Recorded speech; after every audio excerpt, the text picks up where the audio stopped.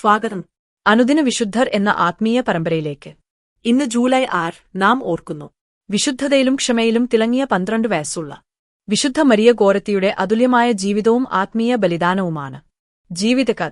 1890 ഇറ്റലിയിൽ ജനിച്ച മരിയ ഒരു നിർധന കാർഷിക കുടുംബത്തിലെ ബാലികയായിരുന്നെങ്കിലും അവളുടെ ഹൃദയം ദൈവസ്നേഹത്താൽ നിറഞ്ഞിരുന്നു.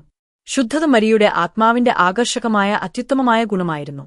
ഒരു ദിവസം അയൽവാസിയായ അലെസാൻഡ്രോ സെറനെല്ലി അവളെ ആക്രമിക്കാൻ ശ്രമിച്ചു. മരിയ അത് തികച്ചും നിരസിച്ചു. അത് പാപമാണ്, ദൈവം ഇതിൽ സന്തോഷിക്കില്ല എന്നായിരുന്നു അവളുടെ മറുപടി. അലെസാൻഡ്രോ കർദാരം ഉപയോഗിച്ച് അവളെ തീർത്തുമായി ആക്രമിച്ചു. മരിയ 14 തവണ കുത്തേറ്റിട്ടും ആശുപത്രിയിൽ മരണം വരെ ക്ഷമ പറഞ്ഞു.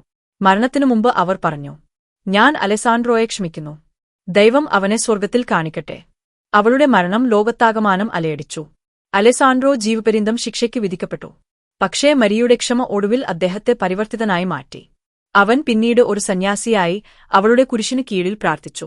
1950 വിശുദ്ധ മരിയ ഗോരത്തി പാപ്പ PS 12 മാർഗം വിശുദ്ധയായി പ്രഖ്യാപിക്കപ്പെട്ടു. അലെസാൻഡ്രോ സെറനെല്ലി അന്നയത്തോടെയും കരളോടെയും അവിടെ മുൻനിരയിൽ ഇരുന്നു. ദിനത്തിന്റെ ഉദ്ധരണി. ക്ഷമിക്കുന്നവൻ ദൈവത്തിന്റെ കുരുന്നാണ്. വിശുദ്ധ മരിയ ഗോരത്തി. ധ്യാനചിന്ത. മരിയയുടെ ജീവിതം നമ്മെ പഠിപ്പിക്കുന്നു. ശുദ്ധതയുടെ വിജയം കത്തിയ പീഡനത്തിലൂടെയാണെങ്കിലും ക്ഷമയുടെ ശക്തി മരണത്തേക്കാൾ വലിയതാണ്. അവളെപ്പോലെ നമ്മളും ദൈവത്തിന്റെ ദാഹം നിറവേറ്റുന്ന വിശുദ്ധിയിലേക്ക് നയിക്കപ്പെടേണ്ടതുണ്ട്. പ്രാർത്ഥന. വിശുദ്ധ മരിയ ഗോരത്തി, നിനക്ക് നേരെയുള്ള അതിക്രമം പോലും നിന്റെ ഹൃദയത്തിലെ ദൈവസ്നേഹം മാറ്റിച്ചെറിയാൻ ഇടയായില്ല. ഞങ്ങളെയും വിശുദ്ധതയുടെ വഴി കാണിക്കണമേ.